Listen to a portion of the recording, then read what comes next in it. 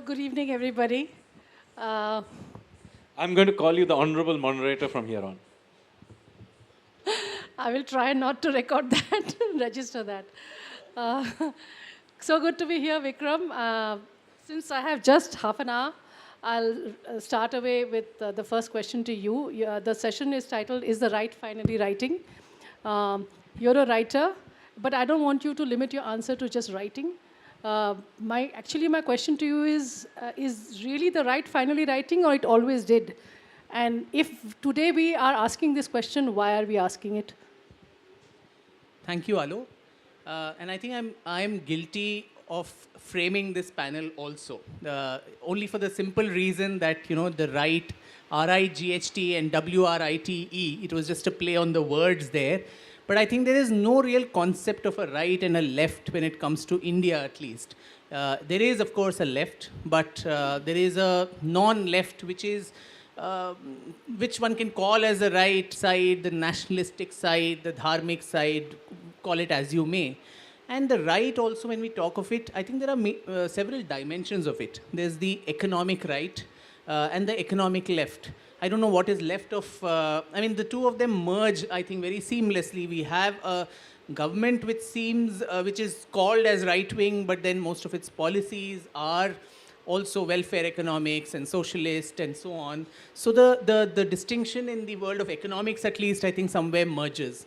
But when it comes to the domain of culture and religion, culture, identity, and so on, there the battle lines are drawn, and particularly in the field of humanities, where I think for a longest period of time, and particularly after independence, the thraldom with which a particular ideological hold was maintained on the writing, the reading, the capture of the mind itself, the intellect, that has ensured that not that people from the non-left side were not writing or thinking at all, but it was just that the space for that was increasingly getting shrinking. I think in 1968 you had someone like Nanaji Deshmukh of the then Jan Sangh establish the Deen Dayal Research Institute as a think tank. You can build an institute not just with brick and mortar, that also needs money, but after you build that, you need intellectuals who will actually ideate and give an alternative perspective, not just limited to history, which is my area of interest, but everything, economics, on policy matters, on international relations, on strategy, everything. Is there another world view which needs to be encouraged? So there were think tanks like this which came up, which didn't do much in those days, largely because careers were destroyed for people, particularly in academic circles, for holding a view contrary to the mainstream, the hegemonic hold of what is the leftist or Marxist viewpoint. And so these institutions were perhaps floundering, some few people here and there, and those who were there also, they would always be looked down upon, derided. Many of them were perhaps not conversant in English. They probably came from the hinterland, so a lot of regional thinkers, regional literature, they didn't come into mainstream. They didn't catch the mainstream eye or of the mainstream media also. Of course, later in the 2000s, you had think tanks like, say, the Vivekananda International Foundation or the India Foundation and all of these, which started again at least cultivating these, conversations around an alternative viewpoint, which is very necessary, I think, in a democracy. There is nothing ideological about it. You need to have multiple, takes to the same issue. I think post 2014, the climate that's been created has become conducive for a lot of people to also come into the mainstream eye. They were always there. It's just that the media is now probably, looking at them with a lot more interest. As you reminded me, both Sanjeev and my first books, I think, came out in 2008. So it's been a 15-year journey for us. But then a lot of people think we've probably come into the space only now or so on, which is untrue. People were writing, people were thinking. It's just that the gaze and the attention that they received was not so much.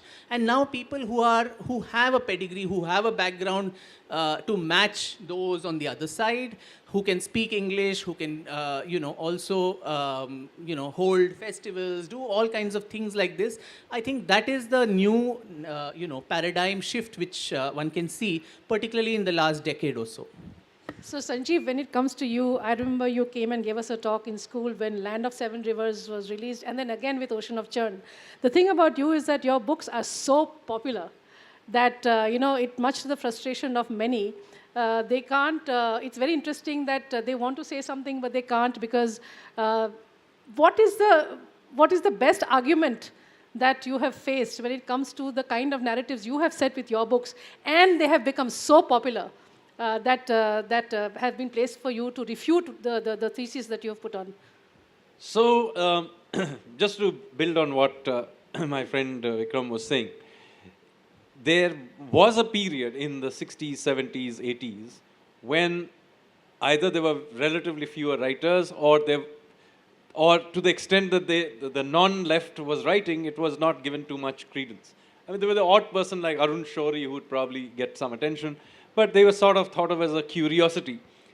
Also important is that to the extent that the non-left was writing, they were defined still by the left in the sense that they were basically critiques of the left. Arun Shourie writes books which criticize, but they don't provide an alternative narrative. So the place where I probably and Vikram and some of the others basically broke new ground was that we presented a brand new narrative.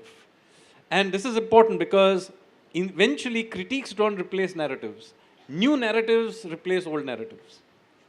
So when I began doing these books, and I think for the first time they were properly very heavily referenced books, the response very often to some of the things I said, which may have come as a surprise to many others, like for example, Ashoka the not so great. Okay, now the image of Emperor Ashoka is built in a particular way. To have gone and challenged that obviously ruffled many feathers. Initially, the response was just ignore him. But when the books began selling, they were everywhere. The response then went to, at first, it's complicated. It's a tricky and complicated issue or something to that effect. Now, I thought that since I came from a different field and I wasn't an expert in history at all, I was writing popular books, that somebody would really come up with a solid argument which ripped apart everything I said. But I'm still waiting. And instead, what I have so far got is Caravan and Scroll and Wire and these kind of magazines writing articles and they being used to vandalize mine and his Wikipedia pages. But basically, the argument goes somewhat like this. That, yeah, it's complicated, but the real problem with him is that he's not a trained historian. Yeah, I never claimed to be a trained historian. I am an economist. That's my profession. Question is, are my facts wrong? Two, I'm hardly the first person to have made any contribution outside of his field of training. So don't bother about that. Tell me why my arguments are illegitimate arguments or incorrect arguments. And so far, I don't get real pushback on the arguments I'm making. I mostly get a pushback is that he doesn't have a PhD in history. So what? And incidentally, all those PhDs in history are mostly quoting Cunningham and Prinsep and all these people. Well, Prinsep was an East India Company clerk. Cunningham was a military engineer. None of them had PhDs in history either. You are all spending your time quoting them. So my view is that so far, I haven't had an intellectual pushback. Most of it has been personal attacks, that's it. So one thing good about Sanjeev and Vikram is that they shift the focus away from Delhi. And for someone living in the South, you cannot imagine what a welcome thing that is, whether in the news, whether in the popular discourse, or whether in their books. I think that is one of the things that both of you have done wonderfully well. Salvatore, to bring you into the conversation now, I think speaking from a history perspective, 50 years from now, you will be the gaze of the foreigner looking into India. So today, when you have studied India for the last 2, 3 years, it has been your area of focus. When you look at this discourse of right, left, what is your perception of this discussion and also the quality of the discourse? First, I have to agree with Vikram that right and left don't have much meaning outside of their origins in 19th century Europe, but everyone knows what they mean here, and so for tonight, let's talk left and right instead of trying to be more technically correct. We haven't seen a real debate, and Sanjeev is right, we haven't seen a real debate between left and right histories in India. Instead, what we've seen is the displacement of a previously exclusive left narrative of history by this new right narrative. And the two sides maybe not be talking to each other, but if you go to the airport bookshelf and you look at the top 20 bestseller lists, it seems certainly the right, as you call it, are winning that non-debate. That is, they're selling the books. And so the new narrative, a narrative of new India, is replacing an historical narrative of old India. That old narrative is still there, the old authors are still around, they're still very well respected, but relatively fewer people are getting their history from them, and relatively more people are getting their history from the likes of Sanjeev and Vikram. Vikram, coming to you again, you are a trained historian, so nobody can attack your academic credentials. Oh, no, they can. University of Queensland is not the best. We're very proud at University of Sydney to be the top history department in Australia. That's a separate debate. So Vikram, the reason why I'm asking you is that, yes, like Sanjeev pointed out very rightly, that there is in the right the necessity felt to debunk the left narrative. But isn't it time that we also set narratives? And if we do it, how do we do it? And the second part of this question is, you can observe also the quality of the output of the right. Do you have anything to say about the quality? Is there, do people lend themselves to jingoism, to non-facts, present them as facts? Do you have any complaint about the way the right is going about it, or everybody has a space? What should be the ideal way to tackle this? The first one was we debunk. So shouldn't we be also setting the narrative? Yeah, that is very true, Alo, because, you know, I mean, in this very city, I think a couple of weeks ago or something, there was a much publicized lecture by eminent historian, Professor Romila Thapar, at the India International Center. And the response that I saw, particularly on social media, was a lot of people on the so-called right side was, let's run a campaign to cancel this lecture.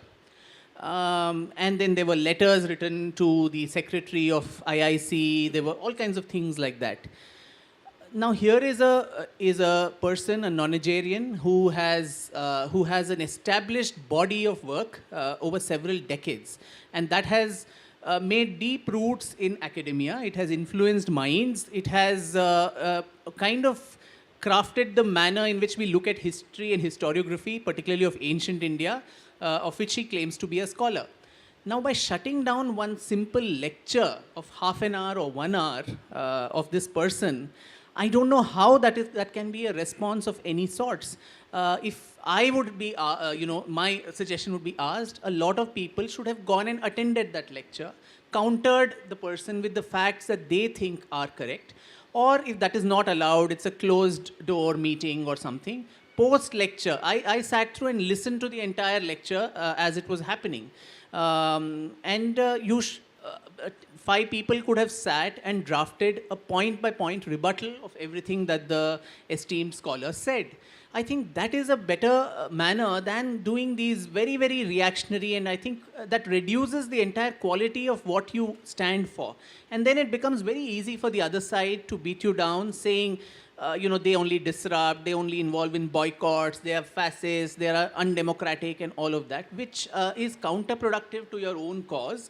So have the intellectual heft to actually challenge And I think Sitaram Goyalji did that once when the same person had made all kinds of claims about, Buddhist persecution at the hands of Hindus.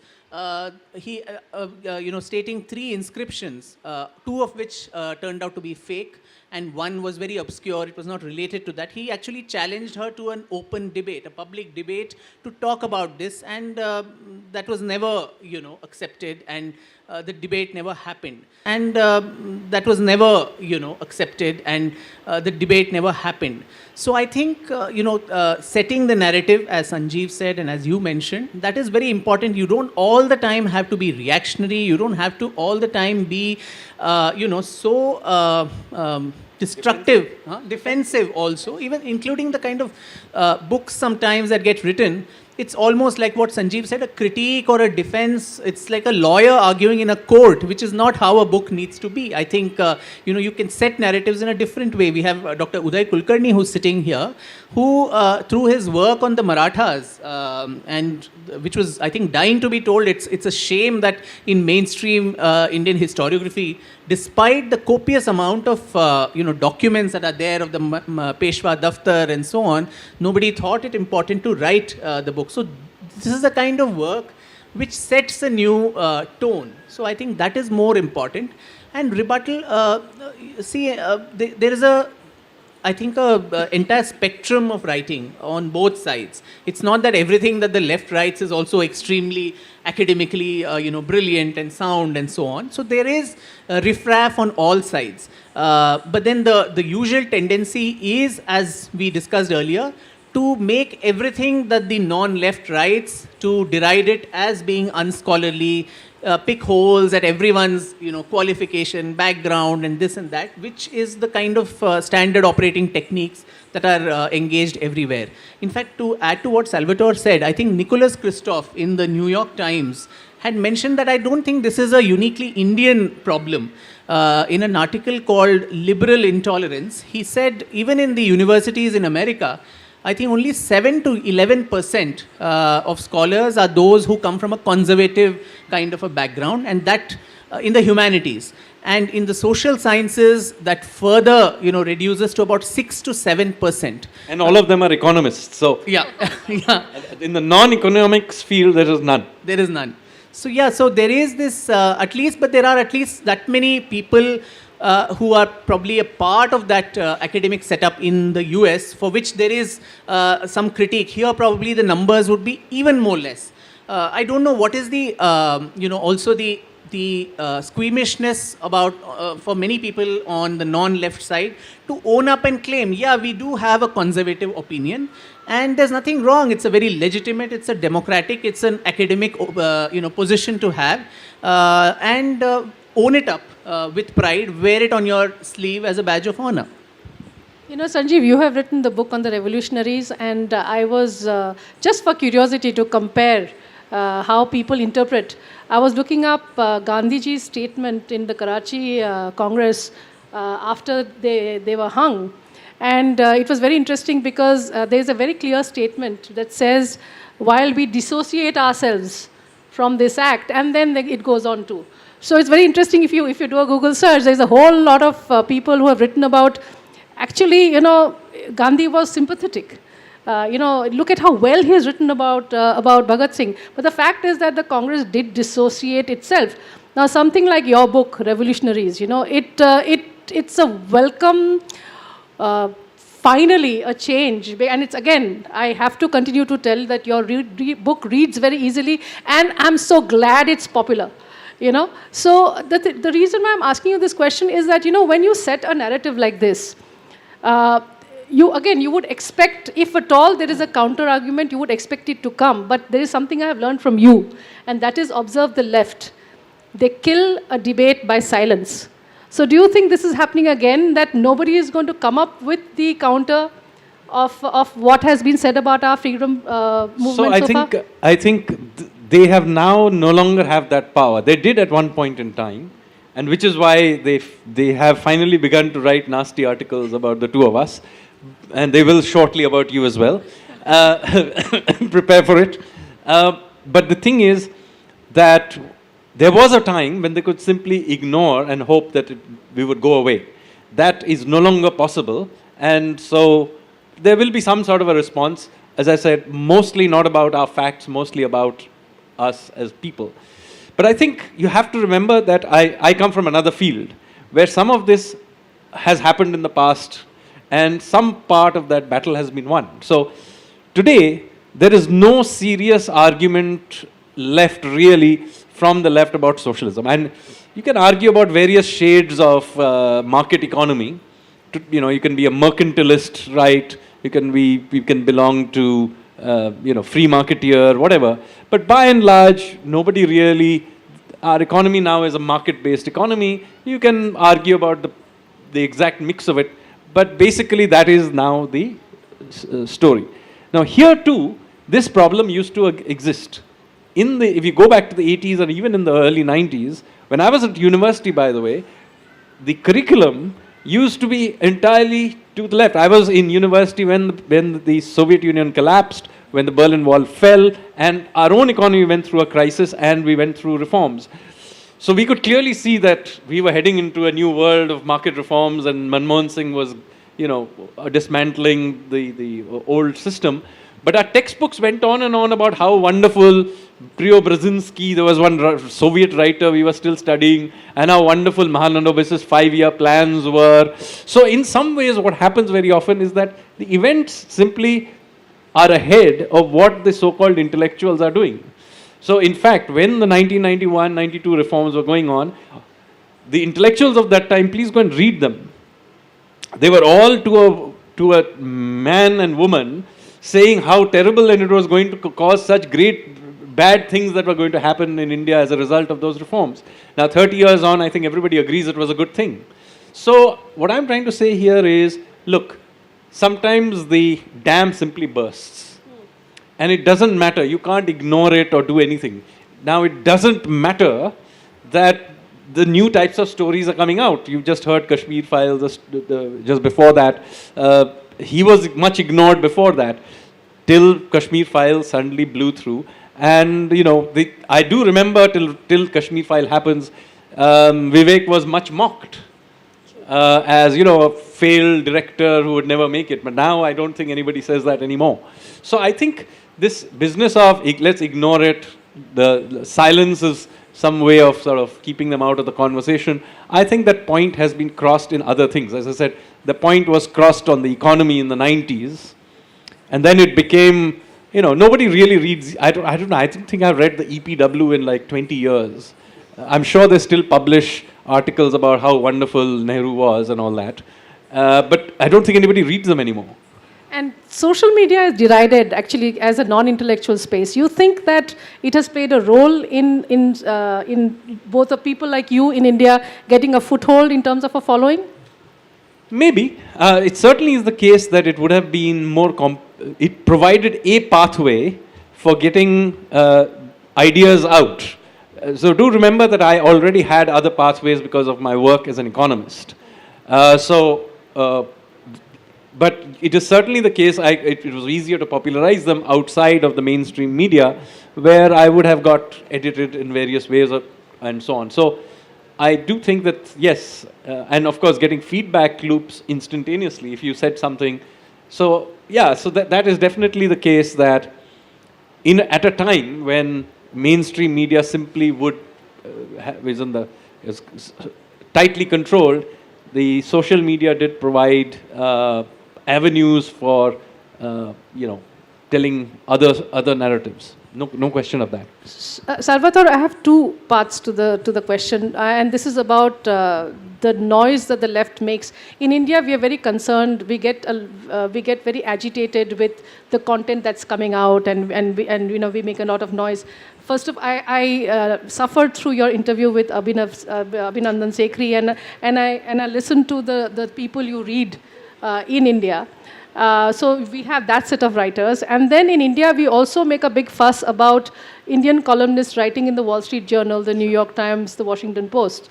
So for someone studying India academically, can you tell us, first of all, the texture of the noise that reaches you when it comes to all this noise? And second is, can you evaluate that noise for us and see what has really an impact to us academically, socially, economically? What sort of really, how much weight should we give to these writings?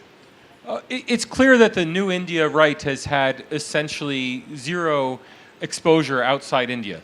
It has become the dominant literature inside India, but India outside India is still completely what you call an establishment left narrative. They're the ones who have access to the international media, who write op-eds for the major newspapers, who are at the international literature festivals as opposed to the Indian literature festivals. Now, with the rise of the Indian diaspora, that's likely to change. I expect, if you haven't already, that both of you will be speaking extensively out to Indian diaspora audiences, and so there will be some change. But right now, the international narrative on India is entirely shaped by the old establishment left. And how seriously should we take the editorial positions of, say, the Wall Street Journal? Those editorial positions are shaped by the people they know. It's not white Americans writing the editorials about India for The Economist or The Washington Post or The Wall Street Journal. It's their NRI Indian or Indian adjacent or American of Indian background authors who are writing those unauthored editorials. What's more, if you look at the op-eds on India, again, in the New York Times, Washington Post, Wall Street Journal, almost all of the op-eds are by people of Indian origin. And again, they're still overwhelmingly coming from the old establishment left, not from this new India right. And I think the best way to change that is probably to work through the diaspora. You won't be able to work at the elite level directly with these organizations because they have social connections who monopolize their access. The old left intellectuals effectively act as gatekeepers for the West about their knowledge of India. We only know India through this small group of people. Yet the diaspora knows India. I think that's one way to get your message out. And then, of course, if the more people actually come to India and study India, the more people like me will be aware that there are two sides to every story. And I've seen tweets of yours visiting Varanasi, etc. So what is your opinion, take back on the academic circle, the LitFest circuit, as opposed to the people? Have you got a feel of what their concerns are, and is this discourse even important in their lives? Look, I have to be humble here. I'm a monolingual, English-speaking, American, atheist, liberal intellectual. I can't tell you what the people of India think, except through survey research. And I'm sure we'll be talking about that on Sunday. We have a lot of very good survey research about what Indians think, and that tells us that it's very different from the narrative we hear coming out of the left liberal establishment. That's a clue, that's a hint. Do I have the time to... 7 minutes. 7 minutes. Okay. So, no, I have actually 2 more minutes to ask a question. Vikram, my 5 minutes of Q&A. Okay. My last question to you is this. When I'm actually going to talk about your forthcoming book, which is Tipu. So the reason I'm asking you is that, when we have set ideas, like you said, when a name comes up, we either are for or against. The discourse is so strong. So when you write a book, do you have an agenda that this is a myth I'm going to break or create? Or what makes you write really? What is your pursuit? What are you seeking when you write? For me, very clearly, Alo, I think a historian's role is to illuminate the facts, illuminate the archives, illuminate documents as they appear to him or her, and not go with a preconceived idea. This much talked about, forthcoming book on Tipu Sultan. It's not like some answer to someone. It is not to break all the myths that are there about him. It is my exploration of this person. And in the process, if new narratives are built or existing ones are broken, I think that is just a very unintended consequence. I think if a writer or a historian begins the journey with that in mind, then the difference between a propagandist and a scholar, I think it's a very, very thin line. To sum up, I think, to the larger, theme that we have of this panel itself, I think the only answer to all the amount of material that is there that exists already on the establishmentarian side is more and more scholarship, and more and more scholarship that cannot be emphasized more. All these other things, social media, these things, I mean, they are very, very ephemeral. It lasts for a few days, but ultimately, as writers ourselves, we would like to believe that a book captures the mind for generations, and many decades after we are dead and gone as well. So the power of scholarship and how we can nurture that can happen through various ways. Traditionally, government does it, or business corporations and private individuals who are HNI and so on, or religious and social cultural organizations which also sponsor scholarship. In the case of India, most of it is absent on all the three counts. The government doesn't sponsor, which is good. It's good that the government keeps out of a lot of this. A lot of people on the non-left side who are, well endowed, they don't put their money where their mouth is. There is not enough of sponsorship for ventures of scholarship, which is very, very unfortunate. There was just one such initiative which I ran with Miss Asha Jadeja Motwani. We ran a one-year fellowship program to actually encourage scholars, and some of them are here, sitting here. Ankur Kakkar, Abhas is here, and few others. So 7 people, 1 year's fellowship where every month, a sizable amount of stipend is given to them, and the ask is at the end of the year, you bring out a manuscript which is worthy of publishing with a mainstream publisher. So every year you bring out 10 books. In 10 years, you have 100 books. That is the only way I think one can build a corpus which can give an effective answer.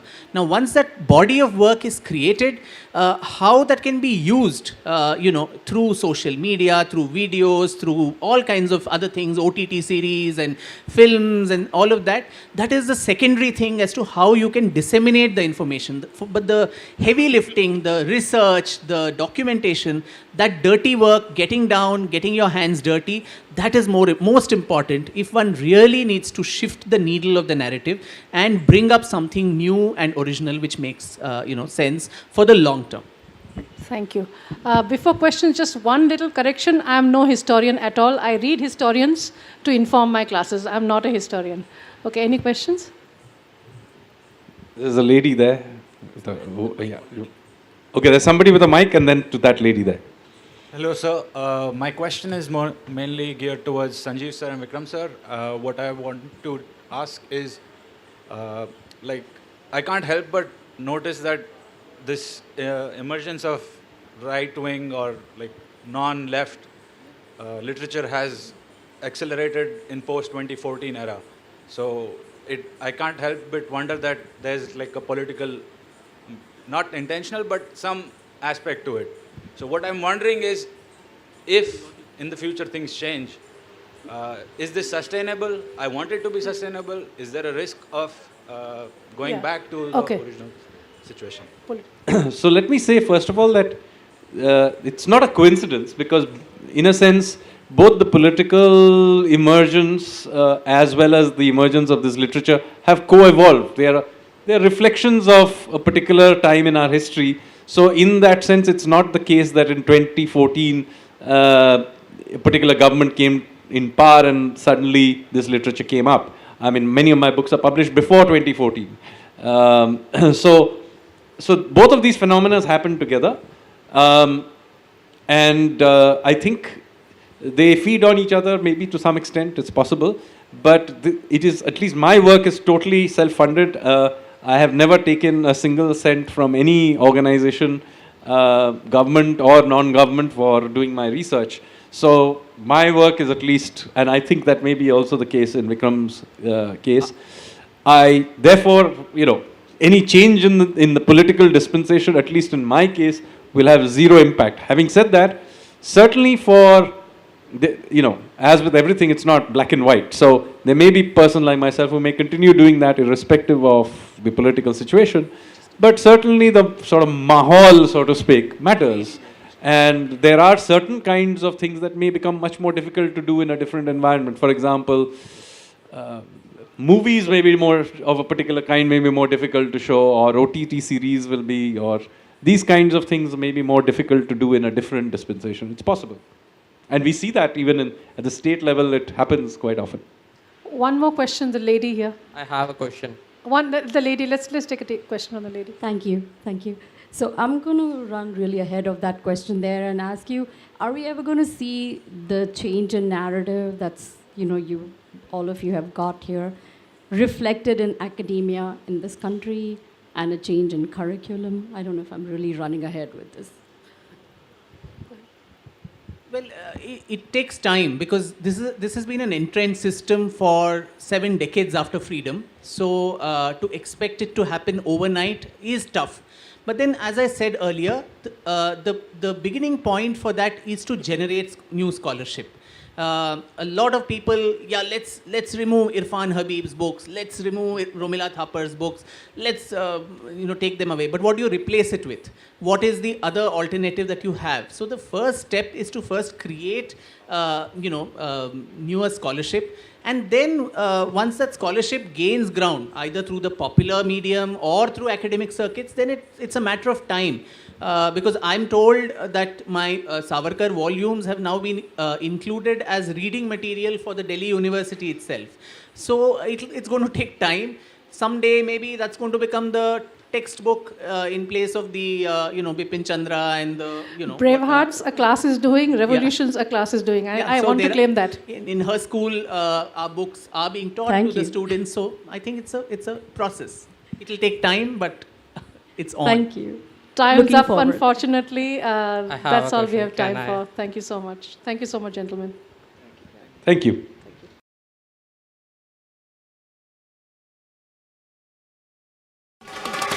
Kojo, Kojo. Kojo, Kojo. Kojo, Kojo.